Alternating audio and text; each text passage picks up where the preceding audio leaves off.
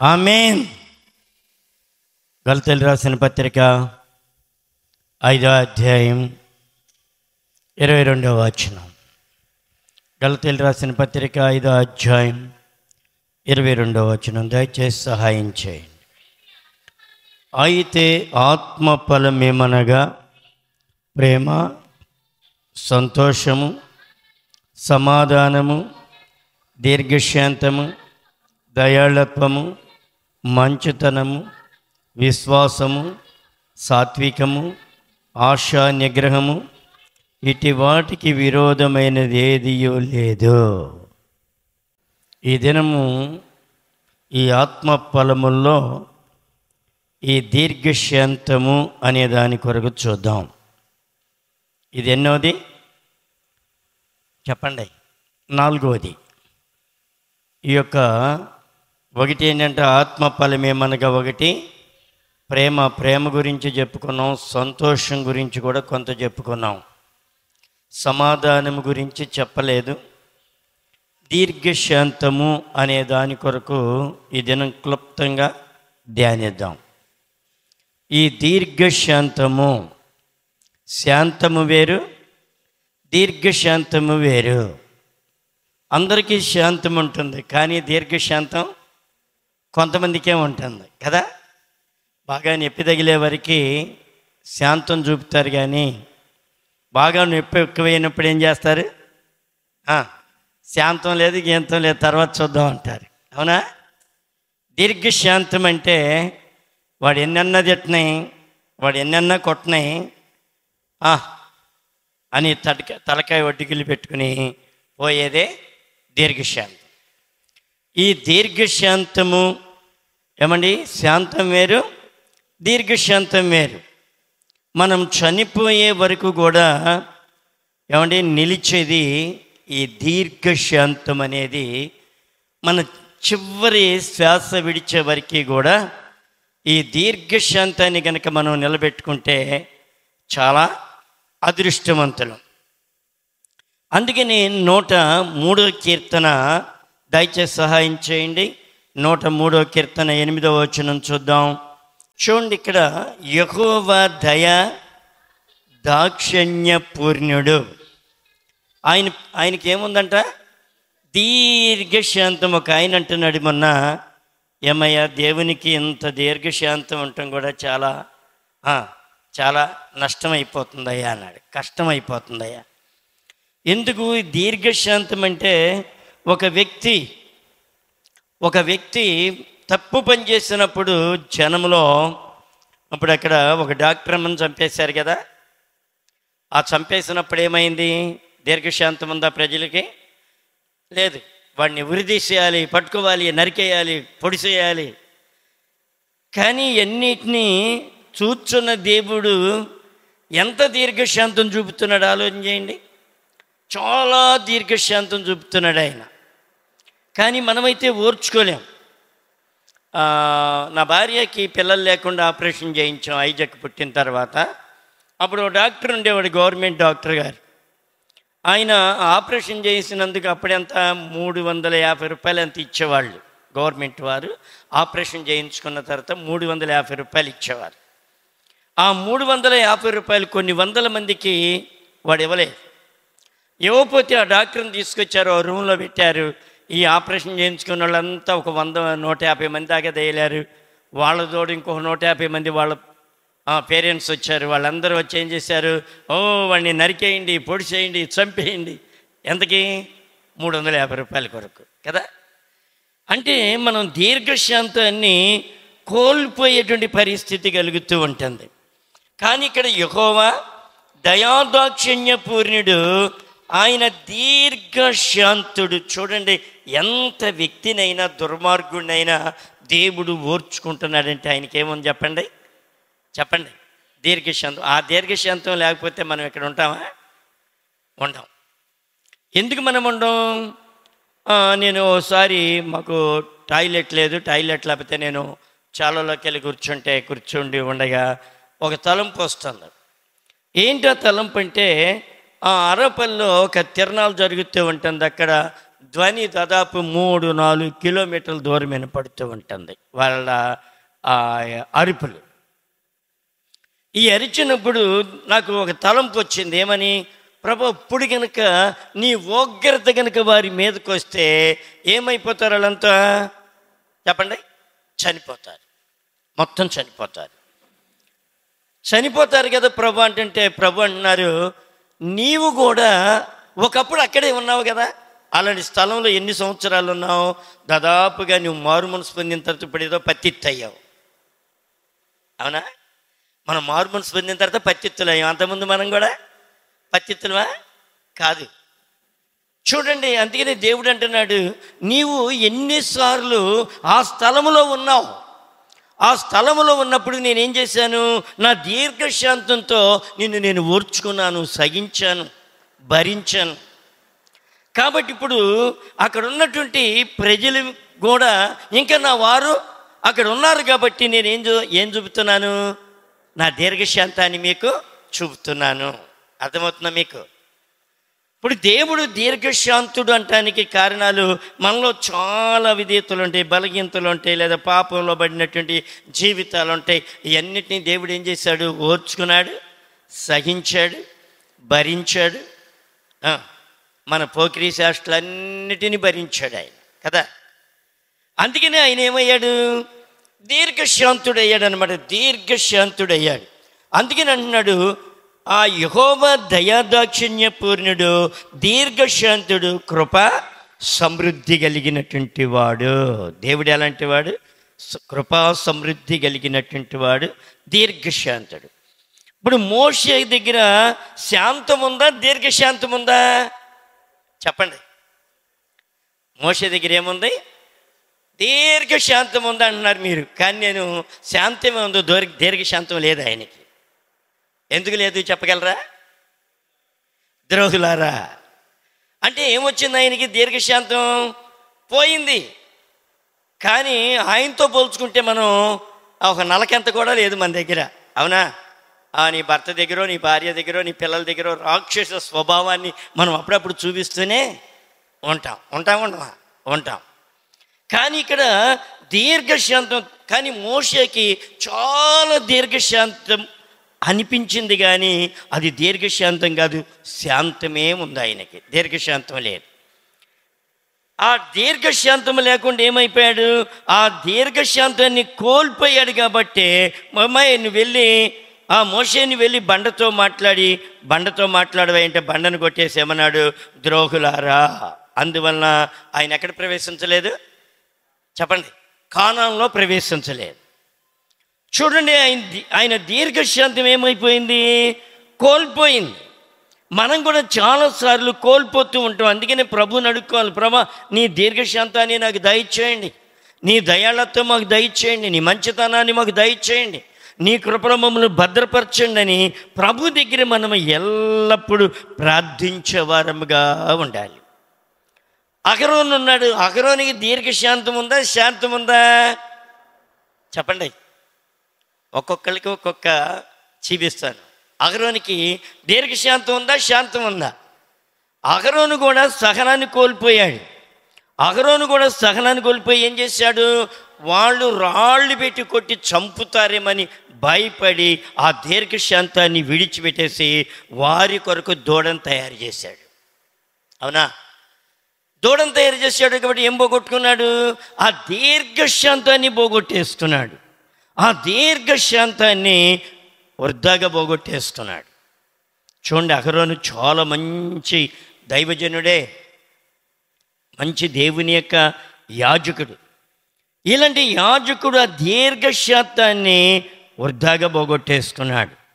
యెషయా గ్రంథం 26:3 మనం చూస్తే, ఎవని మనస్సు నీ మీద ఆనుకొనునో వానిని దీర్ఘశాంతి గలవానిగా కాపాడుదువు.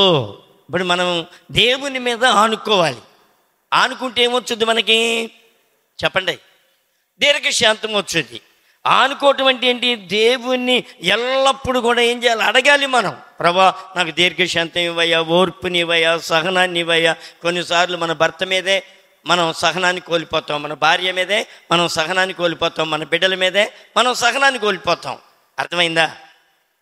కాబట్టి ఇక్కడ దేవుడు అంటున్నాడు, ఎవరైతే వారి మనస్సు నా మీద ఆనుకుంటుందో, నా మీద ఎవని మనస్సు నీ మీద ఆనుకొనునో వానికి నీవు పూర్ణ శాంతి గలవానిగా కాపాడుదువో. చూడండి, యాత్రా జీవితంలో ఈ మోషే ఏమైపోయాడు? దీర్ఘశాంతాన్ని కోల్పోయాడు. అహరోను కూడా దీర్ఘశాంతాన్ని కోల్పోయాడు. మిరియామును తీసుకుందాం. మిరియాముకు కూడా దీర్ఘశాంతం ఉందా? యెహోవాను గానము చేసేదమంది, నాట్యమాడింది, తంబూరు తీసుకుంది, కొంతమంది స్త్రీలను చక్కగా నడిపించింది, దేవుని దృష్టిలో యోగ్యమైనటువంటి భక్తి చేసింది. ఏమండి, ఆ దీర్ఘశాంతాన్ని చూపించినట్టుగానే చూపించింది. కానీ మోషే భార్య మీద సణిగి ఏం తెచ్చుకుంది? దీర్ఘశాంతాన్ని పోగొట్టుకుని కుష్టి తెచ్చేసుకుంది. ఈ దీర్ఘశాంతం అనేది ఈ మిరియాము కోల్పోయింది. ఎక్కడ కోల్పోయింది? మోషే భార్య అయినటువంటి ఏమండి ఆమె దగ్గరికి వచ్చేటప్పటికి, కూషు దేశస్తురాలైనటువంటి ఆమె దగ్గరికి వచ్చేటప్పటికి తన సహనాన్ని, తన ఓర్పుని, తనకి దీర్ఘశాంతాన్ని అంతా కోల్పోయి ఏమొచ్చేసింది? సణుగుడు వచ్చేసింది. ఈ దీర్ఘశాంతం అనేది ఏమైపోయింది? పోయింది. మన జీవితంలో దీర్ఘశాంతం అనేది పోకుండా దాన్ని కాపాడుకోవడానికి ప్రయత్నం చేయాలి. ప్రయత్నం చేయటమే కాదు, దేవుణ్ణి అడగాలి, ప్రభా నాకు నీ దీర్ఘశాంతం ఇవ్వండి. ఆత్మీయ ఫలముల్లో ఇది చాలా మంచి ఫలం. ఇది దీర్ఘశాంతం. ఈ దీర్ఘశాంతము కలిగినటువంటి వారు ఎలాగుంటారు? చాలా నెమ్మదిగా, నమ్రతగా ఉండగలుగుతారు. కానీ కొన్నిసార్లు మనం అలాంటి పరిస్థితి రాదన్నమాట. అందుకనే కీర్తనల గ్రంథం 145 కీర్తన 8వ వచనం మనం చూస్తే, యెహోవా దయాదాక్షిణ్యములు కలిగిన వాడును, ఆయన దీర్ఘశాంతుడును, కృపాతిశయము గలవాడును. ఎలాగున్నాడు ఆయన? మొట్టమొదటిది ఏంటంట? యెహోవా దయాదాక్షిణ్యములు. ఏమండి, మనము దేవునిలో ఉంటే, దేవునిలో ఎవరైతే ఉండి మంచి భక్తి చేసి దైవ లక్షణాలకి కలిగినట్టుగా మనం జీవిస్తే ఏమండి ఏమొస్తుంట? దీర్ఘశాంతాన్ని దేవుడు అనుగ్రహిస్తుంటే. యెహోవా దయాదాక్షిణ్యములు కలిగిన వాడు, దీర్ఘశాంతుడు, కృపాతిశయము కలిగిన వాడు. ఒక ఫ్యామిలీ ఉందట. ఆ ఫ్యామిలీలో అర్ధరాత్రి కాడ ఆ భర్తకు తోడు ఒక 10 మంది త్రాగుబోతులు, బాగా త్రాగుబోతులు విందులు చేసుకుని బాగా త్రాగి అక్కడొల్లాడి తోలుకుంటూ ఇంటికి వచ్చారు. నైట్ 12 గంటకి నైట్ వారు వచ్చి అంటున్నారు, ఏమంటున్నారు? లేచి భోజనం చేయి, మాకు అందరికీ భోజనం సిద్ధం చేయని ఊగిపోతున్నారు. 10 మంది కూడా ఊగిపోతున్నారు. భర్త వచ్చి అంటున్నాడు, మాకు వంట చేయి. అప్పుడు గ్యాస్ లేదు మీకు లాగిన, అప్పుడు కిరోసిన్ స్టవ్ కూడా లేదు. వాళ్ళకి ఏంటి? పుల్లలు అనమాట. ఆ పుల్లలన్నీ ఏమండి ప్రక్కనుంటి గవ్వ ఎంటి చేసి గబగబా వేడి అన్నం వండేసి వేడి ఏదో కూర చేసి ఆ 10 మందికి కూడా వడ్డించింది. మనమైతే చెప్పండి, మరి నువ్వు తాగిపోతాడా? అక్కడక్కడ దొల్లాడు, ఇప్పుడు వచ్చి మళ్ళీ భోజనం నీకు చేయాలా? తిని సస్తేదావు ఓ అని చెప్పి తలుపన చేస్తారా మన వాళ్ళు? చెప్పండి, తలుపు కూడా తీరు. కానీ ఏమైతే ఏం చేసింది? ఆమె దీర్ఘశాంతముతో ఏమంటే అందరికీ కూడా చక్కగా వంట చేసి పెట్టి ఆ రాత్రి అంతా కూడా చక్కగా వారికి మంచి భోజనం పెట్టేసి వారికి పట్టాబడేసి సరే పడుకోండి అని చెప్పి అందరికీ దుప్పట్లో ఇచ్చి ఆమె వేరుగా వెళ్ళి పడుకున్న తర్వాత వాడికి అందరికీ కూడా మొత్తు దిగిన తర్వాత ఆ 10 మంది అడుగుతున్నారమ్మా, నీ దీర్ఘశాంతానికి కారణం ఏంటి?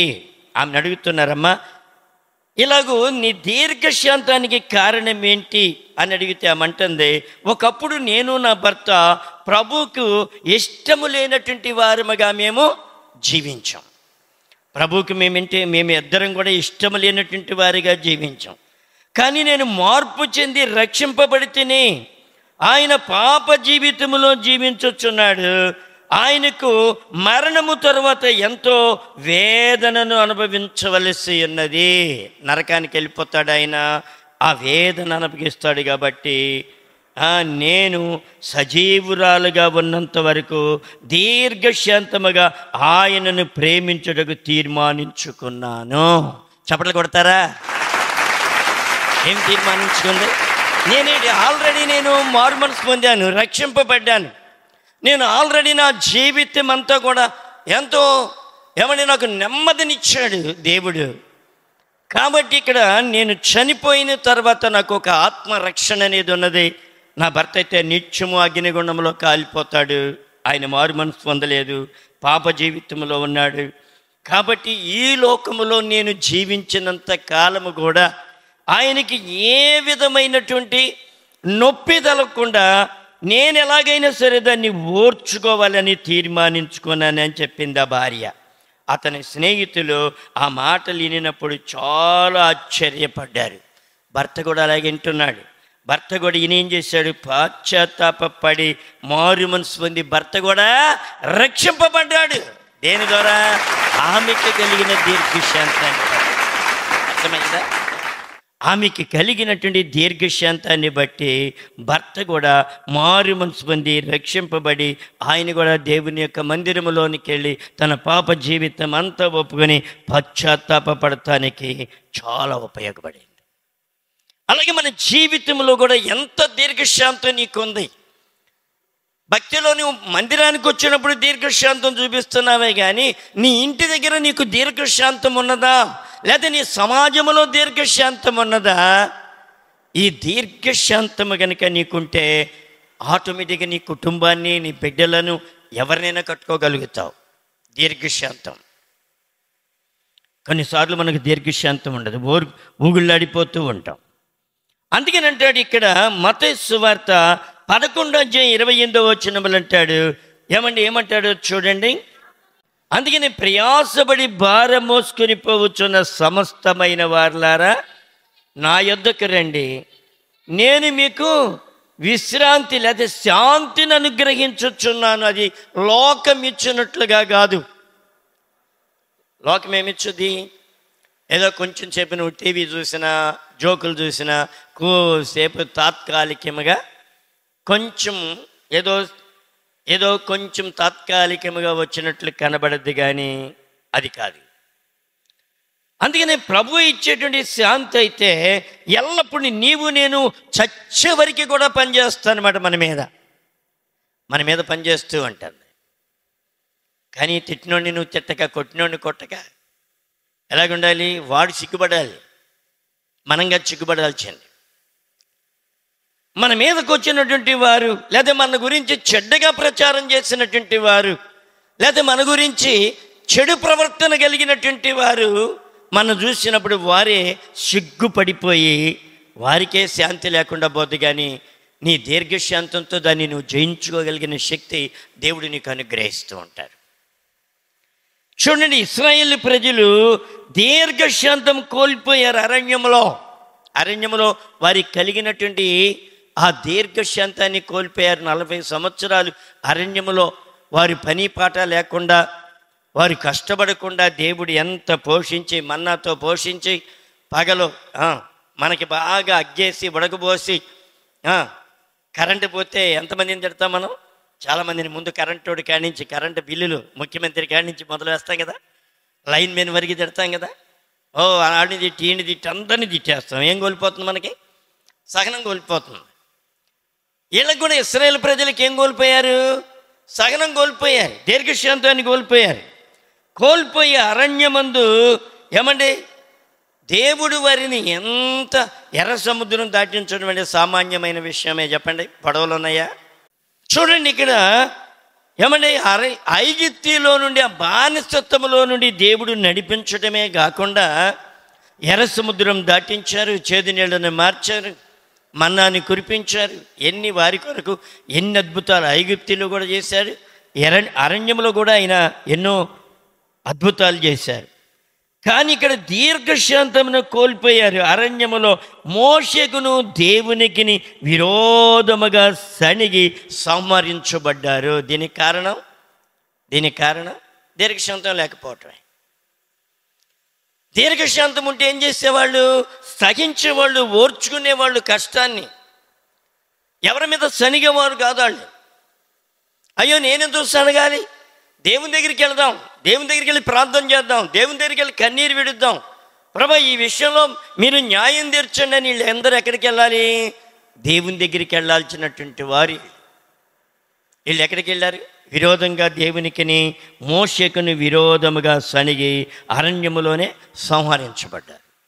అంటే ఏమైపోయారు? దీర్ఘశాంతాన్ని కోల్పోయారు.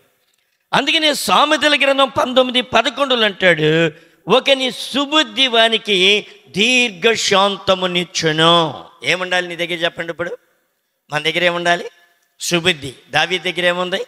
సుబుద్ధి ఉంది. దావీదు దగ్గర సుబుద్ధి ఉంది కాబట్టి ఏం చేశాడు? సౌలు ఎన్నిసార్లు తరిమినా, ఎంబడించిన, నిందించిన, దావీదు తలుచుకుంటే సౌలు ఎంతండి? దావీదు చేతులు ఒక్కసారి ఒక్క దెబ్బగా చచ్చిపోతాడు సౌలు. కానీ చంపలేదు. ఎందుకు చంపలేదు? తనకున్నటువంటి సుబుద్ధి. ఏంటి సుబుద్ధి? యెహోవా చేత అభిషేకించిన వాని జోలికి నేను వెళ్ళకూడదు. నేను ఎందుకు వెళ్ళాలి? వాడి కర్మ వాడిదే.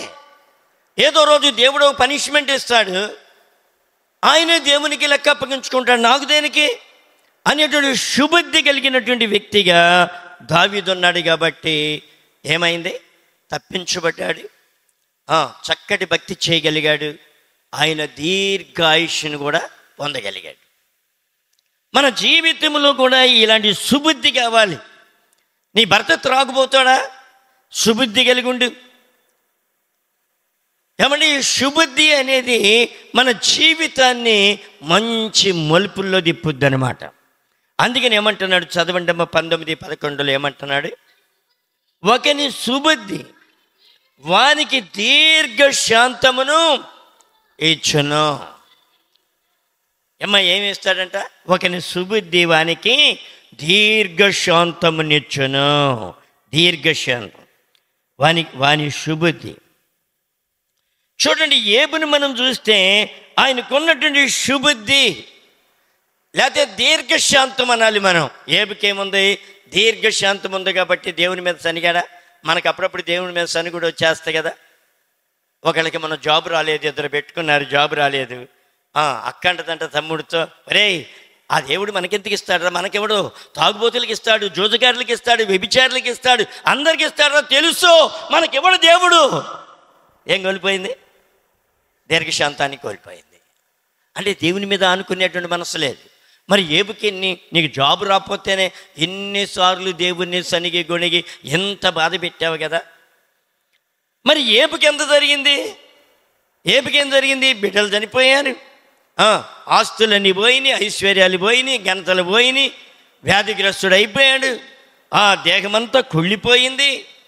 ఎన్ని వచ్చిన, భార్య శోధించిన, స్నేహితులు శోధించిన, దేవుని ఒక్క మాటన మాట్లాడా? మాట్లాడలేదు. ఏముంది ఆయన దగ్గర చెప్పండి. ఇప్పుడు దీర్ఘశాంతం.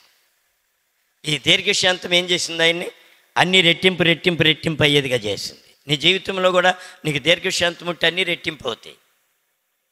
నీ దగ్గర దీర్ఘశాంతం కనుక లేకపోతే దేవుడు ఏది కూడా నీకు రెట్టింపు చేయలేడు ఆయన. అందుకని చెబుతున్నాడు, ఒకని సుబుద్ధి వానికి దీర్ఘశాంతమునిచ్చును. దీర్ఘశాంతాన్ని దేవుడు నీకు అనుగ్రహిస్తాడు. ఏబుకి ఆయనకున్నటువంటి దీర్ఘశాంతానికి దేవుడు మెచ్చి ఏం చేశాడు? అన్ని రెట్టింపు రెట్టింపు రెట్టింపు ఇచ్చాడు. ప్రజల్లో మంచి ఘనతనిచ్చాడు.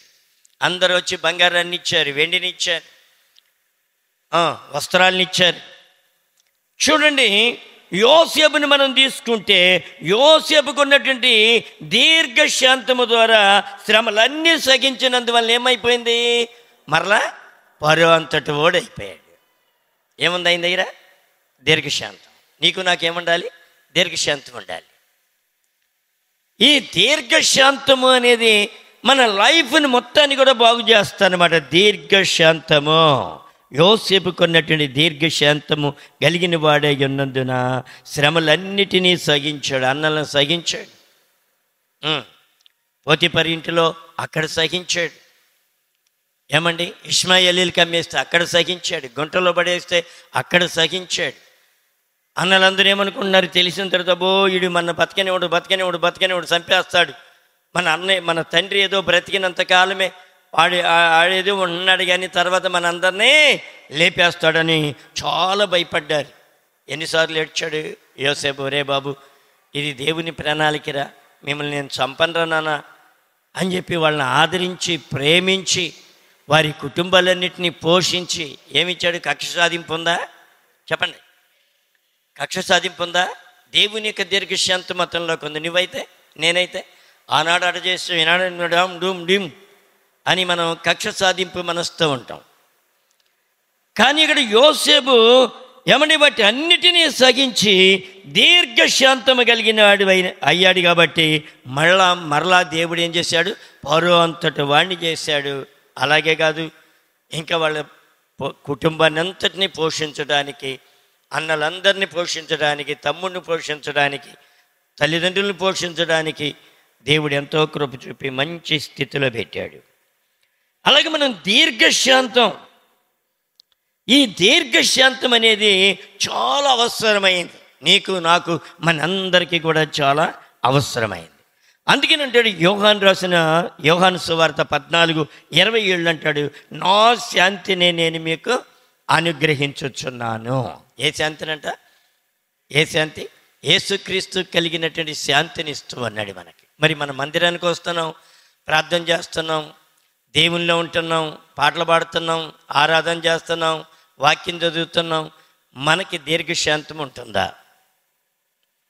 మందిరంలో దీర్ఘశాంతం వచ్చినట్టుగా నటిస్తారు మీరు, కానీ ఇళ్ళ దగ్గర మీకు, లేదా మీ ఇంటి దగ్గర, లేదా మీ ఇంటి ప్రక్కన, లేదా మీరు పొలాలకు వెళ్ళేటప్పుడు ఆ దీర్ఘశాంతాన్ని మనం చూపగలుగుతున్నాం. ఎవడైనా ఒక మాట అంటే మనం పడమే, ఎంత కోపం, చచ్చినంత కోపం. కుక్క కనుక నిప్పుల మీద దొక్కితే ఎలాగ ఉంటుందో అలాగే వేరే కోపం పుట్టేస్తాం మనకి. కానీ ఇక్కడ ప్రభు అంటున్నాడు 27లో, నా శాంతి మీకు అనుగ్రహించి వెళ్ళుచున్నాను. యేసు ప్రభు ఏమి ఇచ్చి వెళ్ళాడు మనకి చెప్పండి? శాంతిని ఇచ్చి వెళ్ళాడు. కానీ ఈ శాంతిని మనం ఏం చేయాలి? స్వతంత్రించుకోవాలి మనం. అందరికీ లేకపోతే ఒక్కరికి ఎవరికైనా, ఎవరైతే ఆయనకి విధేయులు అవుతారో, ఎవరైతే దీర్ఘశాంతాన్ని అడుక్కుంటారో, ఎవరైతే ఆయన వాక్యానుసారంగా జీవిస్తారో వారికి ఏమొచ్చుదంట? దీర్ఘశాంతం వచ్చుద్దంట, శాంతం వచ్చుద్దంట. అందుకని అన్నాడు ఇక్కడ, నా శాంతిని మీకు అనుగ్రహించి వెళ్ళుచున్నాను, నా శాంతిని మీకు అనుగ్రహించుచున్నాను, లోకమిచ్చినట్లుగా నేను మీకు అనుగ్రహించుటలేదు. లోకమిచ్చేది తాత్కాలికమైన శాంతి, కానీ మన ప్రభువైన యేసు ఇచ్చేది దీర్ఘశాంతం. అది నువ్వు చచ్చిపోయే వరకు కూడా నిన్ను ఎడవకుండా నిన్ను అంటి పెట్టుకుని ఉండేదే దీర్ఘశాంతం.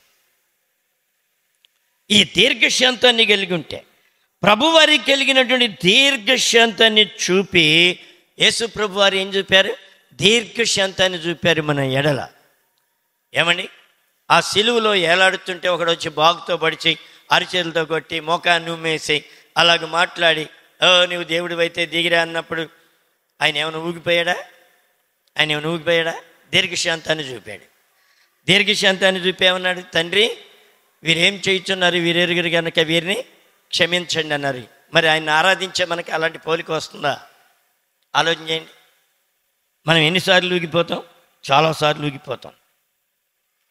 నన్ను ఒక వ్యక్తి బాగా తిట్టాడు, బాగా ఏదో అనరాటి మాటలు అన్నాడు. నేను ఇతన్ని, ఏంటి నన్ను ఇలాగ అన్నావంట, లేకపోతే నన్ను ఇలా తిట్టావంట ఇలాగని చెప్పి నేను ఎప్పుడూ అడగలేదు. మీటింగ్లో కలిశాడు, వచ్చాడు, వందనాలు అయ్యారు అన్నాడు. వందనాలు అన్నా, అంతే. అయిందా నాదే.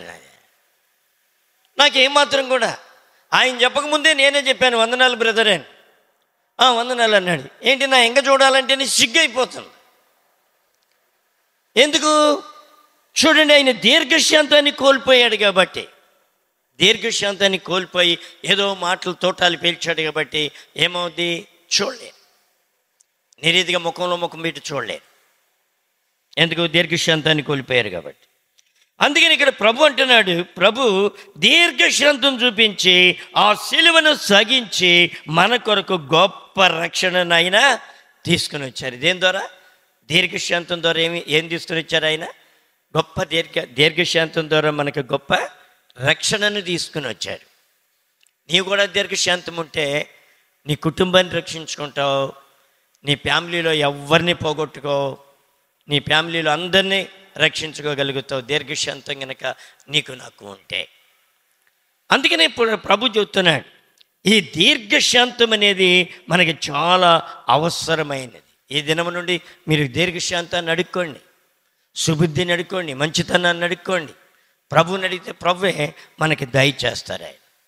చూడండి, ఈ ఆత్మ ఫలముల్లో 4వది ఏమంటే దీర్ఘశాంతం. ఈ దీర్ఘశాంతం కొరకు అడుక్కోండి, ప్రభు మనకి నిండారా ప్రభు దయచేయనుగాక. ఆమేన్. ప్రార్థన చేసుకుందాం. తల్లో వంచండి.